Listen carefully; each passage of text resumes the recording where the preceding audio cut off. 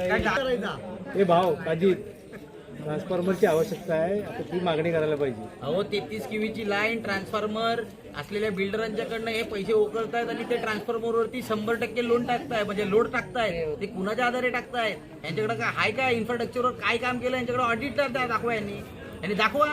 2021 पासून 23 पर्यंत पत्रव्यवहार केलाय, आरटीआय टाकलाय तरी देत नाही.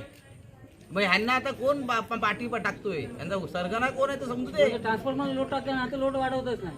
बिल्डर, तुम्ही बिल्डर आहेत ना, तुम्हाला ट्रान्सफॉर्मर घ्यायला होतात, फक्त तुमच्या बिल्डिंगचा लोड असतो काय? इतर भागात पण टाकतायत ना, मग हे कुठले नवीन ट्रान्सफॉर्मर लावतायत?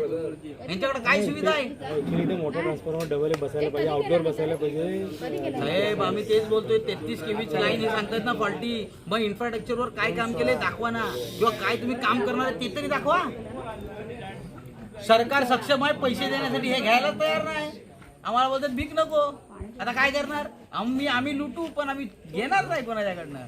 त्यांचं खतरनाक काम आहे. लय 1 महिन्याचा कोणी बिल नाही भरला तर त्याच्या घरात जायचं आणि पैसे कापायचे, लाईट बिल कापायची, हे सगळं घ्यायचं. हे सगळे यांचे धंदे आहेत. हे यांचे धंद्यामुळे लोक रस्त्यावर आले आहेत. स्मार्ट हो उदयदा, स्मार्ट मीटर सरकारने सांगितलं काय सक्ती करा, मागं लोकांच्या जाऊन चोरीने लावतायत. यांना कसली भीती आहे?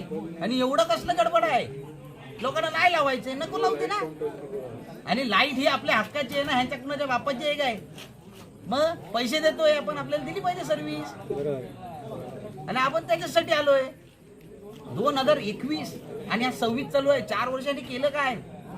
शेती पण हो, शेती पण पावसाच्या 4 महिन्यात होते.